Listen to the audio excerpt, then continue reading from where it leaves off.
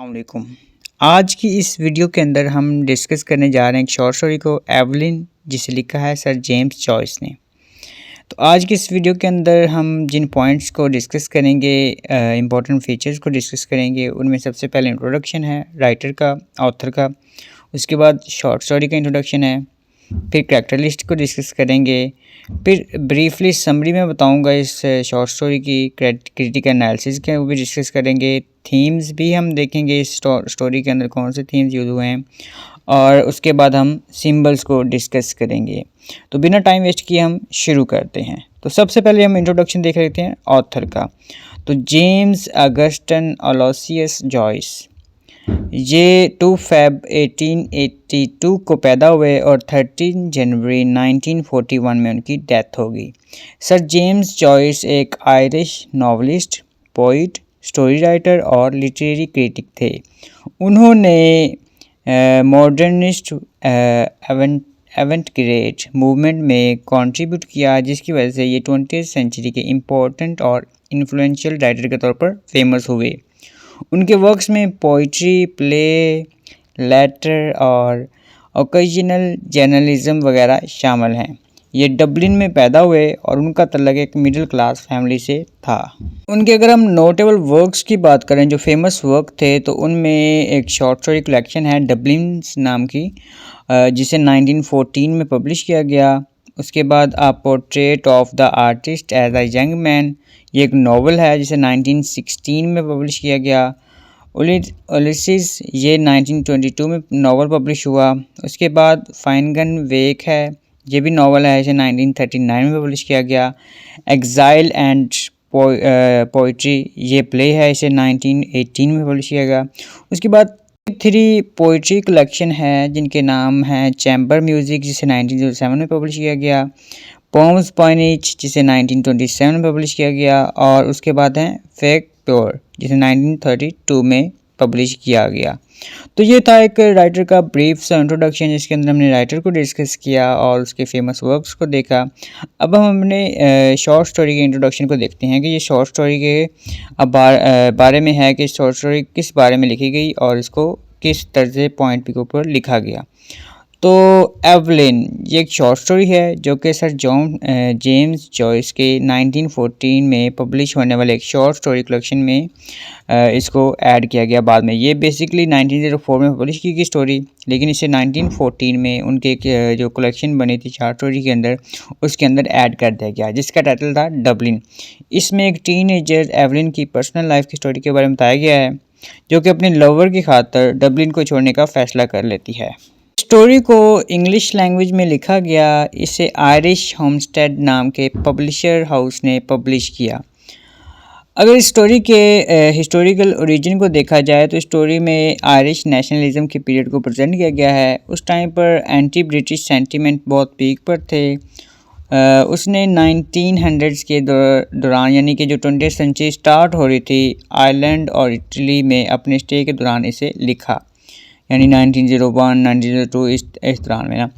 इसमें early 20th century के middle class को पोर्ट्रे किया गया है। इवन के इस कलेक्शन में आने वाले तमाम स्टोरी की सेटिंग में हमें आयरिश सेटिंग ही नज़र आती है, जिसमें इस बात पर बहुत ही क्लियरली जोर दिया गया है कि आयरिश लोगों की अपनी जो है वो सेपरेट एंटिटी है और उनको अलग जो है वो इंडिपेंडेंस की ज़रूरत है। अगरचे जॉयस अपनी प्रोफेशनल लाइफ के दौरान डबलिन में नहीं रहता था, लेकिन फिर भी उसके वर्क्स में डबलिन ही नज़र आता है और उसी जगह से जुड़ी हुई मेमोरीज़ को प्रेजेंट किया गया है। इसमें उसने डबलिन सिटी को परफेक्ट नॉस्टैल्जिया डबलिन सिटी के साथ परफेक्ट नॉस्टैल्जिया को ज़ाहिर किया है।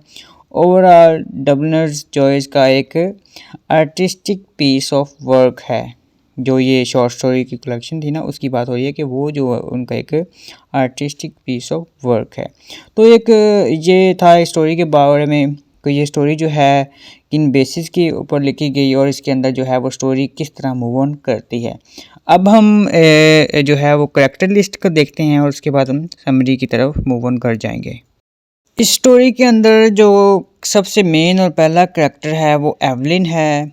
एवलिन एक 19 साला आयरिश गर्ल है जो कि डबलिन सिटी में अपने फादर के साथ रहती है, जो अपने बाप के अब्यूज़िव बिहेवियर से बहुत परेशान है। उसने अपनी माँ की वफ़ात के बाद एक जो है वो मिज़रेबल लाइफ़ गुज़ारी थी। वो शदीद घरेलू तशद्दुद का शिकार थी, मगर कोई भी उसकी हेल्प नहीं कर सकता था। इसलिए उसने अपने फ्रैंक यानी जो उसका लवर था उसके साथ घर छोड़ने का फ़ैसला किया।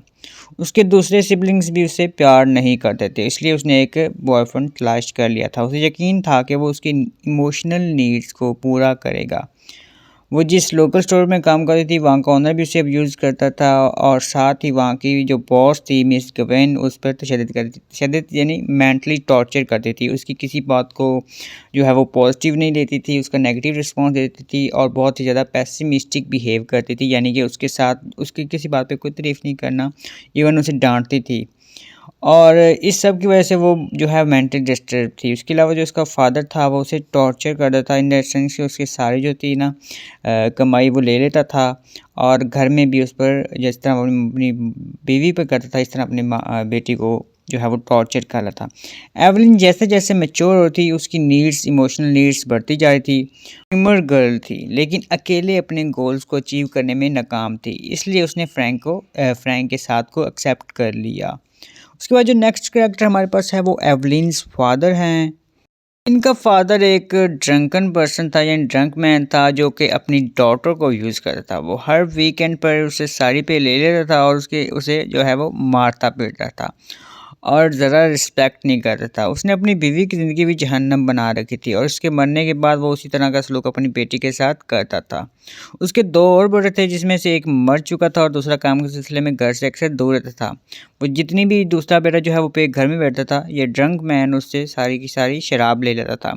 ये एक सेल्फिश आदमी था जो अपने बच्चों से ज़रा भी प्यार नहीं करता था और बचपन में उनको 1 या 2 दफ़ा बाहर घुमाने के लिए लेके गया, यानी कि इसकी ज़िंदगी का ख़ास मकसद नहीं था। वो एक टिपिकल फादर था जिसको अपनी शराब से ज़्यादा कुछ अहम नहीं लगता था। स्टोरी में ये नहीं बताया गया कि इवन उसको एक जो है वो ये चीज़ें नहीं बताएगी, लेकिन उसकी जो है वो एक साइड दिखाएगी, एक पैरासाइट के तौर पर सिम्बलाइज़ किया गया है, जो कि अपनी ज़रूरियात को पूरा करने के लिए अपनी बेटी की पे पर डिपेंडेंट है और अपनी फैमिली का खून चूसता है, जिसकी अपनी ज़िंदगी का कोई मकसद नहीं है। पहले वो अपनी बीवी को ऊपर पैट्रियार्की झाड़ता था, उसको मारता था, अब्यूज़ करता था, फिर अपनी बेटी के ऊपर पैट्रियार्की झाड़ता है और उसको अब्यूज़ करता है और अपने बेटों के साथ भी उसका कोई बिहेवियर अच्छा नहीं है। पैसों को जस्ट वो शराब के लिए यूज़ करता है और उसके अलावा उसकी ज़िंदगी का कोई और मकसद नहीं है। इसके बाद जो थर्ड करैक्टर हमारे पास है वो है एवलिन्स मदर, यानी कि एवलिन की जो वालदा माइदा थी। एवलिन की माँ भी उसी की तरह एक मिज़रेबल करैक्टर है जिसने एक बुरी ज़िंदगी गुजारी। एक यानी कि ऑप्रेस्ड वुमेन के तौर पर वो उसने अपनी ज़िंदगी गुजारी, मगर रवायती बीवियों की तरह अपने शौहर की खिदमत करती रही और उसके सारे काम करती रही बिना कुछ बोले, बिना कुछ सोचे, यानी बिना कुछ कहे, बिना कुछ बोले। और ये भी एक जो है वो टिपिकल रवायती माँ थी जो कि अपनी ज़िंदगी की आखिरी लम्हात में अपनी बेटी को तमाम जो है वो नॉनसेंस रवायात समझा रही थी कि बेटी तुमने घर घर संभालना है, कैसे रहना है। इसके बावजूद एवलिन के फादर ने कभी भी उसकी माँ को वो रिस्पेक्ट और प्यार कभी नहीं दिया था जो वो डिज़र्व करती थी, मगर फिर भी वो खुश और सेटिस्फाइड थी। इवन के उसके मरने के बाद भी एवलिन के बाप ने कभी उसे अच्छे अल्फाज में याद नहीं किया था। ओवरऑल स्टोरी का एक वीक कैरेक्टर है कौन, एवलिन की जो माँ है। उसके बाद जो नेक्स्ट कैरेक्टर है वो मिस गवेन का है। मिस गवेन एवलिन की बॉस हैं, जिसकी जगह वो काम करती है। वो एक लोकल स्टोर में काम किया करती थी। मिस गवेन को कोई साइकोलॉजिकल प्रॉब्लम थी, उसे दूसरों को ह्यूमिलेट करने में मज़ा आता था। वो गॉसिप करने वाली एक टिपिकल वूमेन थी।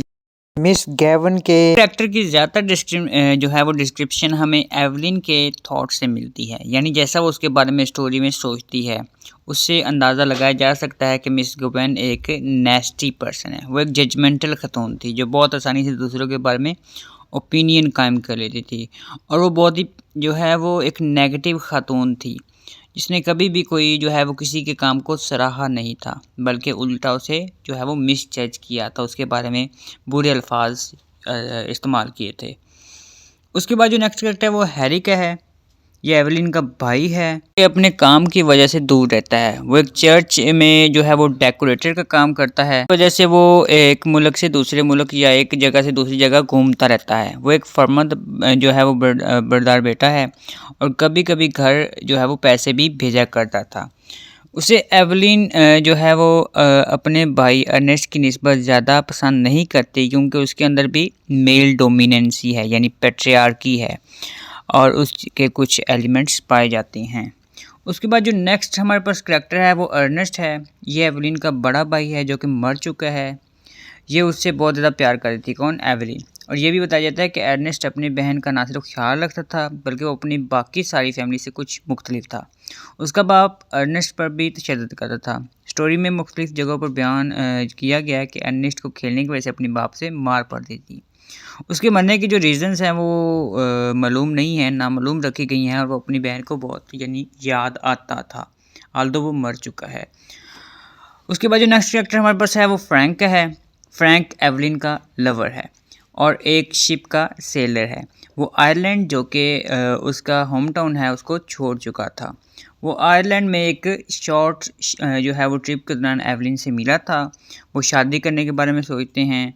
वो उसे पिकनिक पर भी लेकर जाता है और उसका बहुत ज़्यादा ख्याल रखता है। एक यंग और एडवेंचरस पर्सन है। एवलिन का फादर उसे एवलिन से मिलने के लिए मिलने से मना करता है मगर उसके बावजूद वो दोनों मिलते हैं। उसकी आवाज़ बहुत अच्छी थी और वो एवलिन के लिए सॉन्ग्स गाता है। उसके करैक्टर के फीचर उसे एवलिन के बाप से मुनफरद बनाते हैं। वो एक कॉन्फिडेंट और रेजोल्यूट पर्सन है। फ्रैंक एवलिन के लिए होप का एक मेटाफर है और उसकी लाइफ का एक अहम हिस्सा है।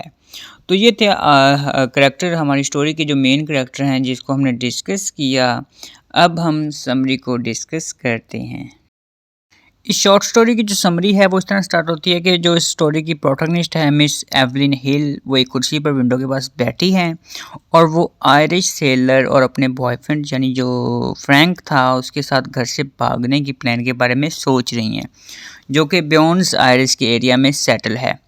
एवलिन 19 साल यंग लड़की है जो कि एक लोकल स्टोर में काम करती है। वो खिड़की के पास बैठकर बाहर लोगों को देख रही है। उसे फ़ज़ा में मिट्टी की खुशबू आ रही है और वो हैरान है कि ये स्मेल कहाँ से आ रही है। अब स्ट्रीट जो है वो बिल्कुल खाली है, ना कोई वहाँ से आ रहा था और ना कोई जा रहा था। वो गली में देख रही थी और याद कर रही थी कि उनके जो ब्राइट ब्रिक हाउस की जगह पर हरे भरे फील्ड हुआ करते थे। वो याद करती है कि किस तरह वो इसके भाई और उसके हमसायों के बच्चे जैसे कि डन्स डेविन्स वगैरह मिलकर खेला करते थे और इसका जो बाप था वहाँ आकर उन्हें डांटता था और वहाँ से भगाने की कोशिश करता था। फिर वो फील्ड जो है वो बेलफास्ट के एक आदमी ने ख़रीद लिए और वहाँ ईंटों से बना हुआ घर बनाया और इस तरह इनका प्लेग्राउंड उन बच्चों से छीन लिया गया था। याद आता है कि ये सब बहुत पहले की बातें हैं और अब सब कुछ बदल चुका है। ये वो वक़्त था जब उनकी माँ ज़िंदा थी और उनका फादर उनके साथ काइंड था। उस वक़्त उनके जो एल्डर ब्रदर भी उसका ज़िंदा था, यानी कौन, नेक्स्ट उसका भाई ज़िंदा था तब। वो जो लोग उसके साथ खेला करते थे वो अब बहुत बड़े हो चुके हैं और वो सब अपनी लाइफ में सेटल हो चुके हैं। इसलिए इसने फ़ैसला किया कि उसे भी अपनी ज़िंदगी को बदलने की ज़रूरत है। इसलिए एवलिन ने अपना घर छोड़ने का फ़ैसला किया। उसने घर को और उसमें मौजूद हर एक चीज़ को देखा जिसके साथ उसकी मेमोरीज़ थी। उसने उन जगहों को कई बार साफ़ किया मगर कभी भी खुद को इन चीज़ों के साथ अपना हिस्सा न समझा। दीवार पर लटकी हुई तस्वीर देखी जो एक प्रीस्ट की थी। उसे याद आता है कि ये उसके फादर के फ्रेंड हैं जो कि इस टाइम मेलबर्न में मुकीम हैं। उसने अपना घर छोड़ने का फैसला कर लिया था मगर फिर भी इस अमल के बाद होने वाले कॉन्सिक्वेंसेस के बारे में फ़िक्रमंद हो रही थी। वो सोच रही थी कि अगर वो ऐसे घर छोड़कर गई तो लोग क्या कहेंगे। उसके साथ साथ ही वो अपने काम करने वाली जगह पर मौजूद उसके बॉस मिस गविन के बारे में सोच रही थी कि वो याद कर रही थी कि किस तरह वो उसे जो हर वक्त डांटती रहती हैं, कोई लम्हा नहीं जाने देती जिसमें वो इसकी इंसल्ट ना करें। और फिर एवलिन बहुत मुश्किल से आंखों में आने वाले आंसुओं को कंट्रोल करती है। उसने सोचा कि अगर वो यहाँ से चली गई तो नए मुल्क में जाकर उसे अपनी वैल्यू बनाने के लिए ज़्यादा हार्ड वर्क करना पड़ेगा। लेकिन उसके साथ वो ये सोचकर भी खुश हो रही थी कि वो फ्रैंक की वाइफ बनेगी जो कि उसे बेहद प्यार करता था और उसकी केयर भी करता था। फिर उससे अपना जो है वो अब्यूज़िव बाप याद आता है, जो कि उसकी मदर की डेथ के बाद एक डेविल बन चुका था। वो एक शराबी था और हैरी भाई का भेजा गया पैसा भी वो शराब पर खर्च करता था। वो हर वीकेंड यानी जो हफ्ते की रात को एवलिन को साड़ी पे मिलती थी, जो 7 शेलिंग्स थी वो भी उससे छीन लेता था। उसकी माँ के साथ बहुत वायलेंट रहता था और एवलिन की माँ ने एक मिजरेबल ज़िंदगी गुजारी। वो अपने डेथ बेड पर भी कुछ नॉनसेंस अल्फाज बोल रही थी। वो एक्चुअली में जो एवलिन है उसको समझा रही थी कि तुमने आइंदा अपनी लाइफ कैसे गुजारनी है, लेकिन एवलिन जो है उसको समझ नहीं आई जब तब। उसने एवलिन से प्रॉमिस लिया कि उसके मरने के बाद वो उसकी फैमिली का ख्याल रखेगी। इस वादे को निभाते निभाते वो भी इस मिजरेबल लाइफ गुजार रही थी। जैसे जो है वो उसकी वालदा जो है वो लाइफ गुजार रही थी, मिजरेबल लाइफ गुजार रही थी, बिना कुछ बोले कि बिना कुछ कहे सब कुछ सह रही थी। इस तरह उसने वायदा लिया था कि तुम भी फैमिली को संभालोगी, सब कुछ किसी को बिखरने नहीं दोगी। बट अब क्या हुआ था कि जो एवलिन है उसने चेंज करने का, अपनी लाइफ को चेंज करने का फ़ैसला कर लिया था। उसने फ्रैंक के बारे में सोचना शुरू किया, जो कि अनकरीब ही उसकी लाइफ में जो है वो उसको तब्दील करने वाला था, उसकी लाइफ में शामिल होने वाला था। शुरू में वो ओपनली मिला करते थे, मगर जब एवलिन के फादर को पता चल गया तो उसने उन दोनों को मिलने से मना कर दिया और फ्रैंक को धमकियां भी दी कि अगर इसने ऐसा किया तो वो दूसरे सेलर्स के सामने फ्रैंक का भांडा फोड़ देगा, उसकी इमेज ख़राब कर देगा। इर्द-गिर्द रहने वाले लोगों को इन दोनों के जो अफेयर थे उसके बारे में पता था। फ्रैंक उसे कई बार पिकनिक वगैरह के लिए भी लेकर गया और उसके लिए गाना भी गाता था। एवलिन ने 2 लेटर लिखे जिसमें जब वो छोड़ने लगी थी घर को, तो उसने 2 लेटर लिखे थे जिसमें एक अपने फादर के लिए लेटर था, दूसरा अपने भाई हैरी को लिखा था। उसमें उसने उन्हें बताया कि वो अपनी ज़िंदगी को बेहतर बनाना चाहती है, वो भी डिज़र्व करती है। उसे 1-2 दफ़ा जो है वो अपने बाप का ख़्याल आया दोबारा से, जो कि वक़्त गुज़ारने के साथ-साथ मज़ीद जो है वो इरिटेबल होता जा रहा था। उसे अपनी माँ के आखिरी अय्याम याद आ रहे थे, जो कि बहुत ही टेरिफाइंग थे। फिर वो जो है वो स्टेशन जाने के लिए खड़ी हो गई और वो वहाँ पहुँच गई और वहाँ आते-जाते लोगों को देख रही थी। उसे वहाँ फ्रैंक की जो है वो शिप नज़र आती है जिस पर वो जाने वाली थी। फ्रैंक उसमें मौजूद था और शिप में से जो है व्हिसल्स की सीटी की आवाज़ आ रही थी। उसने अपना हाथ आगे बढ़ाया और एवलिन को आगे आने के लिए इशारा किया। वो कशमकश का शिकार थी और कोई फाइनल डिसीजन नहीं ले पा रही थी। वो परेशान थी, उसका जो दिमाग था वो सोचों में उलझा हुआ था। उसके दिमाग में सोचों की यलगमार थी, वो कशमकश का शिकार थी और कोई भी फाइनल डिसीजन नहीं ले पा रही थी। एकदम उसे ख्याल आया कि अगर वो इस शिप में सवार हुई और शिप डूब गई तो वो मर जाएगी। इसलिए उसने ना जाने का फ़ैसला किया। वो फ्रैंक जो है वो उसे ऊँची-ऊँची आवाज़ में बुलाता रहा, मगर उसने रुकने का फ़ैसला कर लिया था और फ्रैंक को जाने से रिफ्यूज़ कर दिया गया। और फ्रैंक जो है उसकी शिप दूर होती चली गई और वो अपनी जगह पर जो है एवलिन क्या थी, इमोशनलेस और मोशनलेस खड़ी थी। यानी कि कोई मूव, एक साकत पुतले की तरह उसके अंदर इस वक़्त ना कोई इमोशन था और ना उसके अंदर कोई मोशन था। यानी ना वो मूव कर रही थी और ना वो उसके अंदर कोई एहसास था किसी चीज़ के लिए। तो इसी के साथ जो है वो स्टोरी एंड हो जाती है। ये हमारी शॉर्ट स्टोरी की एंडिंग थी, जहाँ पे वो स्टेशन के ऊपर खड़ी थी और उस शिप को जाते हुए देख रही थी जिसमें फ्रैंक था। अब हम ये थी इसकी समरी और अब हम क्रिटिकल एनालिसिस देखते हैं इस शॉर्ट स्टोरी का। तो डबलिनर की दूसरी स्टोरीज़ की तरह इस स्टोरी में भी ज़्यादातर एक्शन स्टोरी के प्रोटैगनिस्ट के मेंटल थॉट्स में ही होते हैं। स्टोरी का मेजर कॉन्फ्लिक्ट जो है वो प्रोटैगनिस्ट के माइंड और स्टोरी के क्लाइमेक्स के दौरान होता है, जहां वो ऑन द स्पॉट जाने से मना कर देती है। स्टोरी का ज़्यादातर प्लॉट एवलिन की थॉट्स के गिर्द रिवॉल्व करता है। पास्ट की यादें और फोर शेडोज़ ऐसी चीज़ें हैं जो कि प्रेजेंट में होने वाले एक्शन को होने से रोकते हैं। इसे वुमेन पर्सपेक्टिव से लिखा गया है और राइटर ने बहुत ही खूबसूरती के साथ एक औरत के दिमाग के अंदर चलने वाली थॉट्स को पोर्ट्रे करने की कोशिश की है। स्टोरी के अंदर सिंबल्स और इमोजी जो है वो इमेजरी का इस्तेमाल किया गया है। सिंबल्स और इमेजरी के इस्तेमाल के ज़रिए रीडर्स इस स्टोरी की तरफ ना सिर्फ अट्रैक्ट होते हैं बल्कि ख़ुद को स्टोरी का एक हिस्सा समझते हैं। शॉर्ट नरेटिव होने के बावजूद हर चीज़ बहुत क्लियरली बयान की गई है। बहुत खूबसूरती और फाइन वे में इस स्टोरी का प्लॉट है प्रोटैगनिस्ट के माइंड और आउटर वर्ल्ड की तरफ मूव करता है, जिसकी वजह से प्रोटैगनिस्ट के माइंड में एक परमानेंट डायलेमेटिक सिचुएशन कायम हो जाती है। जिससे बाहर निकलना उसके लिए मुश्किल हो जाता है और इसलिए हो सकता है कि उसे आखिरी वक्त में अपने जो है वो लिए गए फैसले पर रिग्रेट हो। ओवरऑल ये एक फ़िक्शनल नैरेटिव टाइप की स्टोरी है। इस स्टोरी में डोमेस्टिक और मॉडर्न लाइफ में कंपैरिजन को दिखाया गया है। उसके बाद स्कॉलर्स को स्टोरी में जॉयस की रियल लाइफ के इंटेंस भी नज़र आते हैं, इसलिए स्टोरी को जो है वो रियलिस्टिक वर्क भी कहा जाता है। डबलिनर बुक को जो है वो पब्लिशर ने बहुत मुश्किल से पब्लिश किया क्योंकि इसमें डबलिन की रियलिस्टिक लाइफ को रिप्रेजेंट किया गया था और पब्लिशर को लॉस के हवाले से ख़तरात थे, इसलिए वो इस बुक को पब्लिश करने से मना करते थे। इसी रियलिज़म की वजह से राइटर अपने ऑडियंस को सोसाइटी की इम्पोर्टेंट प्रॉब्लम के बारे में इंस्ट्रक्ट करते हैं और सर्च करने के काबिल हो सकते हैं। स्टोरी की जो है वो पैशनेट टोन है और इसको पैशनेट टोन में नरेट किया गया है।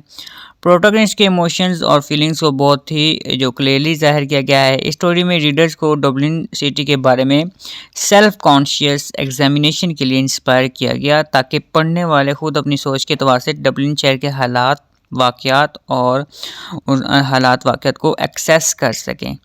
स्टोरी के तमाम एक्शंस को एक जो है वो रिथमेटिकल रिबरेंस उसके ज़रिए उसके थ्रू बताया गया है ताकि रीडर्स खुद अंदाज़ा लगा सकें कि एवलिन जो भी फैसला करती है वो राइट है या फिर रॉन्ग।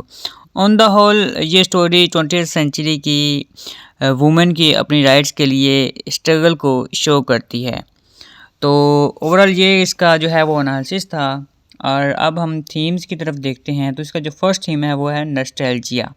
थीम्स की अगर बात की जाए तो नॉस्टैल्जिया इसका फर्स्ट थीम है। एवलिन में पाई जाने वाली एक और अहम और प्रोमिनेंट थीम क्या है, नॉस्टैल्जिया है। इसमें प्रोटैगनिस्ट का मेन फीचर उसका नॉस्टैल्जिया ही है। नॉस्टैल्जिया का मतलब होता है पुरानी जगहों और चीज़ों की यादें जो कि वक्त गुजरने के बाद भी इंसान को शिद्दत से याद आती हैं। एवलिन के अलावा डबलिनर्स की बाकी तमाम स्टोरी की ये एक जो है वो अहम थीम है। कौन सा, नॉस्टैल्जिया। एवलिन उसके थॉट्स और उसे नॉस्टैल्जिया से शुरू होकर उसकी नॉस्टैल्जिया पर ही ख़त्म हो जाते हैं जो उसे लिबरल होने और वहाँ से भागने से रोक लेती हैं। वो डबलिन शहर को छोड़कर नहीं जाना चाहती थी क्योंकि उसके साथ उसकी आइडेंटिटी और मेमोरीज ख़त्म हो सकती थी। वो एक नई ज़िंदगी शुरू नहीं करना चाहती थी। वो अपनी लाइफ को तो इस न्यू लाइफ के लिए सेक्रीफाइस कर सकती है मगर वो अपनी यादों और नॉस्टैल्जिया को कुर्बान नहीं कर सकती थी और यही सोच उसे बोल्ड स्टेप लेने से रोक देती है और एक बैक स्टेप लेने पे आमादा करती है। ये उसकी जो है वो मिसकंसेप्शन थी कि उसका नॉस्टैल्जिया और मेमोरीज उसे ज़िंदा रखेंगी और अगर वो गई तो वो मर जाएगी और वो जल्द ही अपनी आइडेंटिटी खो देगी। और लिबरेशन के लिए खड़ी होने वाली दूसरी 20th सेंचुरी की ख़वातीन की भी यही सोच थी। उसके बाद जो नेक्स्ट थीम हमारे पास है वो वुमेन एंड सोसाइटी का है। विलनर में एवलिन सबसे पहले फीमेल ओरिएंटेड स्टोरी है। एवलिन 20वीं सदी की टिपिकल वुमेन है जो कि इस दौर के कॉमन प्रॉब्लम को फेस करती है।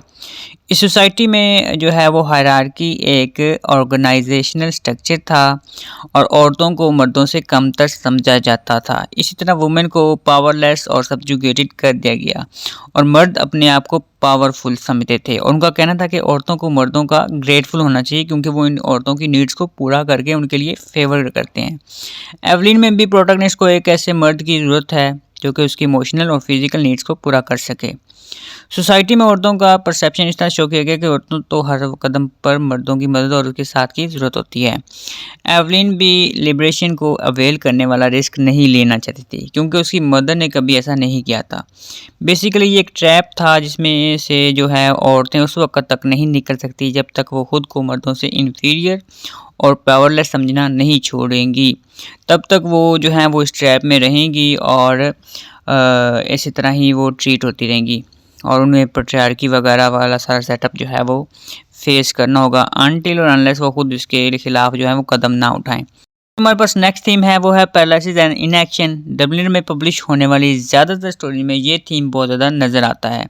यानी जैसा कि एवलिन भी एक बोल्ड स्टेप लेने से कतराती है और फ्रैंक को रिफ्यूज़ कर देती है। हालांकि वो उससे कितना ही लव करता था, उसकी कितनी ही केयर करता था, लेकिन यहाँ पे वो क्या है वो सोसाइटी के आगे पैरालाइज हो गई और उसने वो स्टेप लेने से वो रुक गई।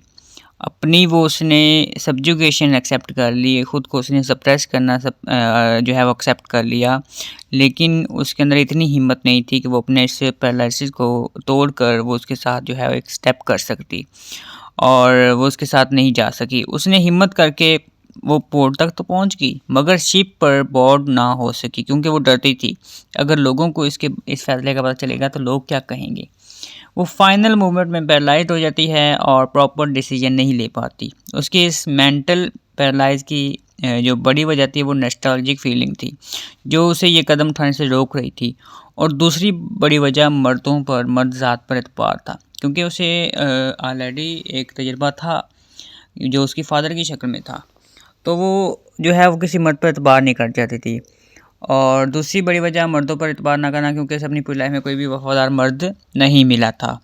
वो इस डोमेस्टिक वायलेंस को अच्छी तरह जानती थी जो आमतौर पर मर्द औरतों को अप्रेस करने के लिए करते थे, और उसे डर था कि कहीं फ्रैंक भी उसके साथ वही सब कुछ ना करे जो उसके बाप ने उसकी माँ के साथ किया था।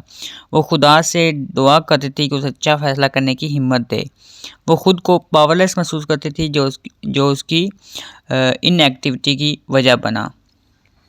अगर हम सिंबल्स की बात करें, स्टोरी के अंदर जो सिंबल्स यूज हुए हैं तो डस्ट उसमें सबसे पहले नंबर पे आता है। स्टोरी में डस्ट एक तरह से मोनाटनी का सिंबल है। मोनाटनी मतलब यकजहती। ये एवलीन के घर में इकट्ठी होती रहती है, यानी क्या, डस्ट, और इसे हर रोज़ इसे साफ़ करना पड़ता था। डस्ट की तरह एवलीन की जो लाइफ है वो भी मोनोटनियस, यानी कि एक तरह की हो चुकी थी कि उसमें किसी किस्म का कोई भी चेंज नहीं था। उसे हमेशा की तरह उसे घर को जो है वो अपना घर संभालना पड़ता, अपने बाप का ख्याल रखना पड़ता था। इसी तर्ज से ज़िंदगी में बड़ी होती है और अब वो अपनी लाइफ में चेंज चाहती है। यहाँ इस स्टोरी में डस्ट का मतलब जो है वो एम्प्टीनेस और यूजलेसनेस ऑफ लाइफ भी है। वो अपनी लाइफ से इस कदर बोर और फेड अप हो चुकी है कि एक पॉइंट आता है, वो कहती है कि where does this dust come from. वो आने वाले डस्ट के बारे में जानना भी चाहती थी और जानना नहीं भी चाहती थी, मगर वो जो है वो कॉन्टीन्यूसली इसे साफ़ करने पर मजबूर थी। इसी तरह वो जो है वो अपनी एक ही लाइफ को गुजारने पे मजबूर थी, और वो एक ड्यूटीफुल डॉटर की तरफ जो है वो लाइफ गुजारती थी जिसकी लाइफ में कोई भी चेंज नहीं था। उसके बाद जो नेक्स्ट सिंबल है वो वाटर का है। स्टोरी में वाटर के बहुत से मीनिंग्स निकलते हैं, इनमें से एक फेयर है। सी का पानी यहाँ पर फेयर को रिप्रेजेंट करता है क्योंकि ये इमेंस और डीप है। प्रोटैगनिस्ट जो है वो स्टेप पे सवार होने से डरती है क्योंकि उसे डर है कि वो उस पानी में डुबो देगा। ये फेयर एक्सप्रेशन उसकी लाइफ के साथ भी है क्योंकि वो शुरू में इसे जो है वो चेंज करने के बारे में सोचती है, फिर नस्टोल्जिया के डर से गिव अप कर देती है। सी स्टोरी में फ्रीडम को भी प्रेजेंट करता है और ज़्यादातर फ्रीडम से डरती है। वो फ्रीडम और जो है वो लिबरेशन उसको दूर से एडमायर करती है मगर उसे अडॉप्ट करने से डरती है। उसके अंदर जो है वो फेयर है। उसके बाद जो नेक्स्ट सिंबल हमारे पास है वो रिलीजन का है। स्टोरी में रिलीजन एक सिंबॉलिक और लॉजिकल वे में यूज़ हुआ है। इसके पीछे जो वजह है वो ये है कि सिस्टम जो है वो चेंज नहीं हो सकता, जैसा है और जैसा उसका स्टेटस है और जैसा ही स्टेटस है वो वैसा रहेगा। एवलिन अपनी ख्वाहिशात को पूरा करने के लिए कोई भी डिसीजन लेने से पहले अपने गॉड से प्रे करती है कि वो उसके लिए ठीक चीज़ें करें, और उसके घर में लगी प्रीस्ट की तस्वीर भी रिलीजन को रिप्रेजेंट करती है कि उसका रिलीजियस पे किस तरह का फेथ है। उसका जो है उस बाप का दोस्त जो है वो प्रीस्ट था, और इवन अपने बाप के दोस्त की तस्वीर लगाई थी, लेकिन वो प्रीस्ट था तो इसलिए उसकी तस्वीर लगाई थी। फिर वो अपने हर एक्शन से पहले अपने गॉड से प्रे करती है, तो ये भी उसका रिलीजियस पर्सपेक्टिव जो है वो शो करता है। तो ओवरऑल ये एक शॉर्ट स्टोरी की डिफरेंट जो है वो फीचर्स थे जिसके अंदर हमने समरी, एनालिसिस, थीम सब कुछ देखा। उम्मीद करता हूँ आज के लेक्चर की आपको समझ आ गई होगी, और इसके अलावा अगर आपका कोई भी कंसर्न है तो आप कमेंट करके पूछ सकते हैं। शुक्रिया, अल्लाह हाफिज़।